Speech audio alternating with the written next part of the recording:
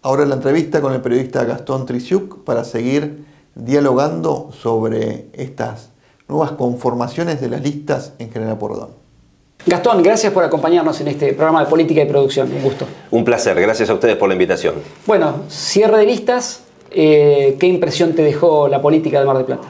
Bueno, cierre de listas con algunos secretos a voces que había por allí y con algunas sorpresas también. En principio son 17, 18 boletas hoy que vamos a tener el próximo 7 de septiembre en las mesas cuando entremos a votar en los colegios marplatenses en este caso, y es mucho más de lo que se esperaba. En un principio se hablaba de 6, 8, se aventuró alguien a decir, bueno, van a ser 10 y finalmente, bueno, se confirmó que fueron un montón de propuestas.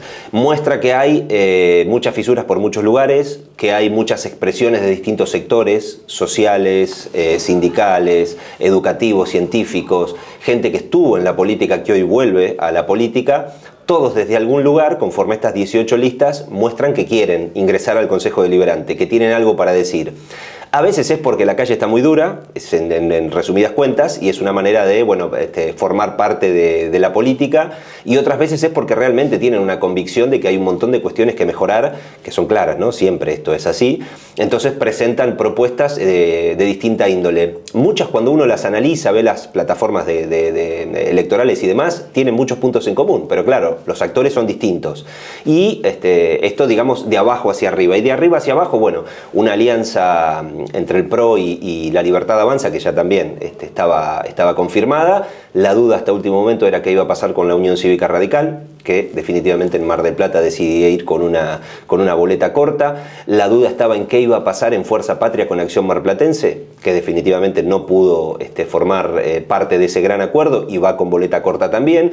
Por lo tanto, mucho desconcierto, muchos que quieren entrar al ámbito político, muchas propuestas, entre ellas muchas que se parecen, y mucha confusión para el electorado. Me parece que hoy pasa por ahí, pasa por ordenar este escenario electoral que tenemos, por empezar a trabajar en las campañas sobre las propuestas y no el acoso y derribo del rival o del adversario político, y a partir de ahí, bueno, meternos de lleno a explicarle al elector, sobre todo en esta elección provincial, cuáles son las propuestas, qué pretende cada uno, quién encabeza cada boleta, para que pueda entender que hay una renovación de la mitad del Consejo Deliberante, pero que además hay una conformación en la legislatura bonaerense que también, en este caso lleva al intendente Guillermo Montenegro, a Fernanda Raberta, que también viene peleando hace años por la intendencia, y para que pueda entender un poco qué se vota, por qué es importante ir a votar. Ya posteriormente nos meteremos en la elección nacional, que además tiene una configuración distinta con una boleta y demás, pero por el momento estamos transitando este mes y medio que queda por delante,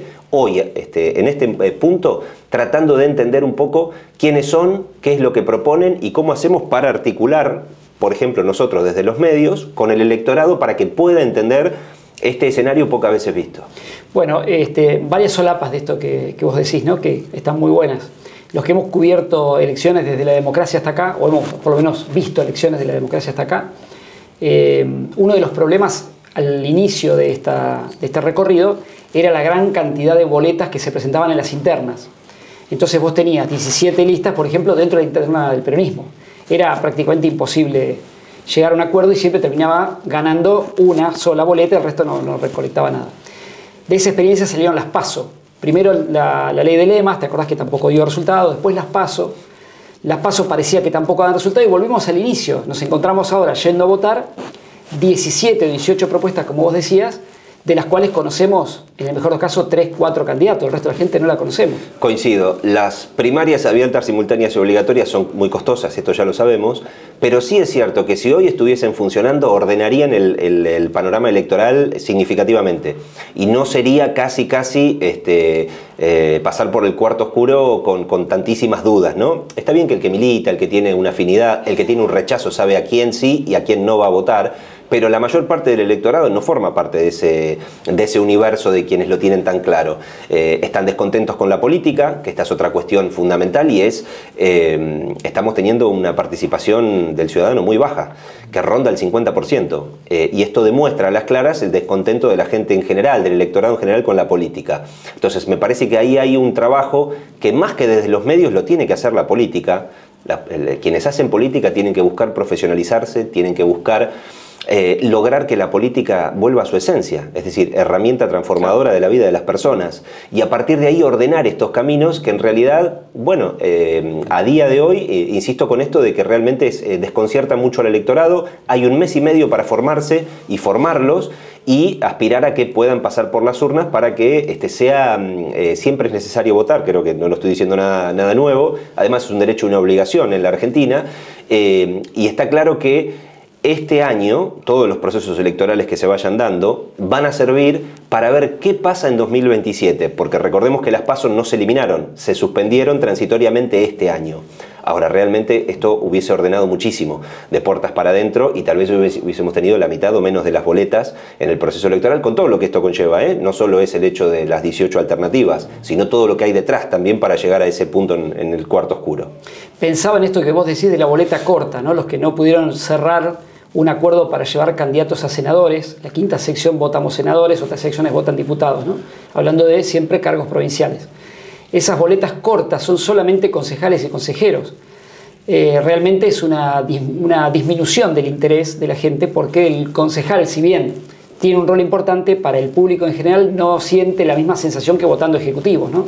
Con lo cual esa convocatoria de la que vos hablás, del 50% con suerte, vamos a ver si se concreta. Y es muy difícil porque evidentemente por no meterme en una cuestión de análisis de coyuntura económica, social y política, que creo que en mayor o menor medida todos la conocemos, es difícil cuando hay situaciones de crisis que la gente esté entusiasmada. A veces esas situaciones de crisis envalentonan al electorado de decir, bueno, voy a ir porque esto no lo quiero más, por ejemplo, pero eso tal vez pasa más en una elección presidencial, porque por encima nos juega en contra esto, de que las elecciones de medio término ya por naturaleza no suelen ser convocantes en su mayoría. Si a esto le sumas el cuadro actual de desencanto con la política, hace que, bueno, estemos teniendo estos números de la mitad del electorado que no se presenta a votar. Ahora bien, hay que entender que de las 24 bancas que tiene el Consejo Deliberante, más allá de esto que vos decías de los cargos provinciales, 12 se renuevan, la mitad. Hoy venimos con mayoría del oficialismo en Mar del Plata, lo cual lleva desde hace años a la oposición a decir, che, presentamos propuestas, como tienen mayoría, las cajonean. Tenemos algunas objeciones sobre determinados proyectos, como tienen mayoría, no nos escuchan. Bueno, hay una posibilidad que se presenta ahora para que ese Consejo Deliberante esté mucho más distribuido, que no haya ninguna mayoría, y que definitivamente todos los expedientes y los proyectos de ordenanza tengan que debatirse desde la A a la Z, y que ahí se vote. Después, por supuesto, hay acuerdos, dependiendo de los intereses que se estén debatiendo, pero digo, podría llegar a quedar un Consejo Deliberante con tantas propuestas muy desparramado en pequeños bloques. ¿Y esto qué significa? Y esto significa que al no haber mayoría, los debates que se van a dar por los próximos 2 años van a ser totalmente distintos.